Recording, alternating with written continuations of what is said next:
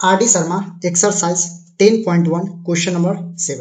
Question number 7 क्या बोल रहा है कि if 3 cot theta equals to 2 find the value of 4 sin theta minus 3 cos theta upon 2 sin theta plus 6 cos theta. यानी हमारे पास given क्या है सर, हमारे पास गिवन है 3 cot थीटा इक्वल टू 2 दिया हुआ सर। क्या बोले थे कि कोई भी ट्रीगो फंक्शन, यानी ट्रीगो फंक्शन में अगर कोई कोएफिशिएंट है तो उसको रेशियो में लिया गया, ठीक है ना, क्योंकि हम लोग रेशियो के बारे में ही पढ़ रहे हैं, ठीक है। तो cot theta equals to 2/3।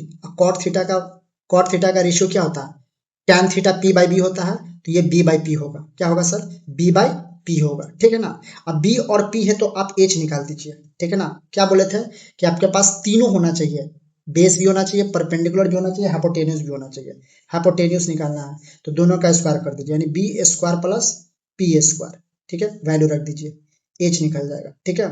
B का वैल्यू क्या है सर, बी का वैल्यू है 2, 2 का स्क्वायर 4, पी का वैल्यू क्या है सर 3, 3 का स्क्वायर 9, 9 4 क्या हो जाएगा सर 13 हो जाएगा, ओवर रूट 13 हो जाएगा सर। यानी आपके पास बी का वैल्यू 2 है, पी का वैल्यू 3 है और एच का वैल्यू रूट 13 है।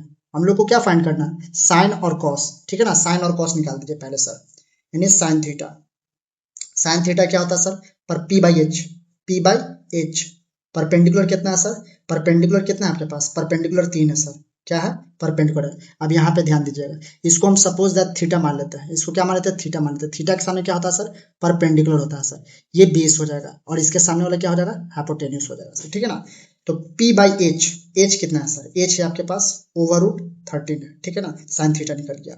उसके बाद क्या निकालना है सर, कॉस थीटा। जो वैल्यू का रिक्वायरमेंट है वही वैल्यू को फाइंड करिएगा।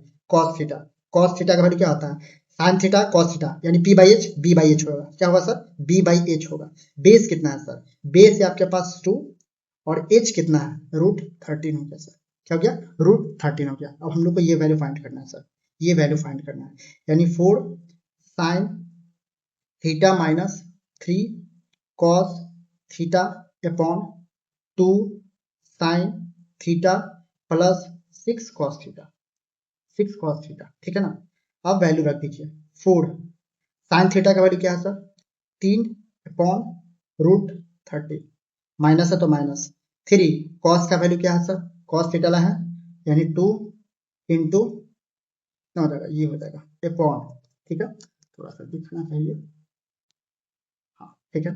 2 साइन का वैल्यू क्या है सर 2, सॉरी साइन का वैल्यू 3 है ना, 3 अपॉन रूट 30, नीचे प्लस है तो प्लस कर दीजिए।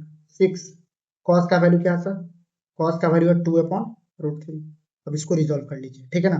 4 दिया 12, थोड़ा सा ऐसे कर लेते हैं, ठीक है। कितना हो जाएगा सर, यानी 4 को 3 से मल्टीप्लाई किए तो 12 अपॉन रूट 13, ठीक है।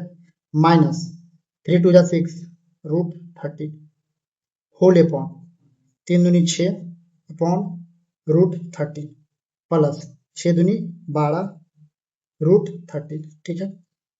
अब देखिए ये दोनों का एलसीएम ले लीजिएगा, एलसीएम सेम हो जाएगा सर, कितना होगा रूट 30। अब नीचे वाला सेम है तो ऊपर वाला जैसे है वैसे उतार दीजिए, 12 माइनस 6 होल अपॉन, इसका भी क्या होगा एलसीएम रूट 13 होगा सर। 6 plus 12, 6 plus 12। अब देखिए 4 टर्म है ना, ए अपॉन बी अपॉन सी अपॉन डी, नीचे वाला सेम है, काट दीजिए, ठीक है ना, काट दीजिए। 12 में से 6 जाएगा तो 6 होगा सर, अब 12 प्लस 6 होगा तो 18 होगा सर, काट दीजिए। कितना होगा सर 1/3 आएगा, कितना होगा सर 1/3, यानी 4 sine theta minus 3 cos theta upon 2 sine theta plus 6 cos theta का जो रिजल्ट आएगा सर 1/3 आएगा, ठीक है। अब हम लोग क्वेश्चन नंबर 8 पर चलते हैं।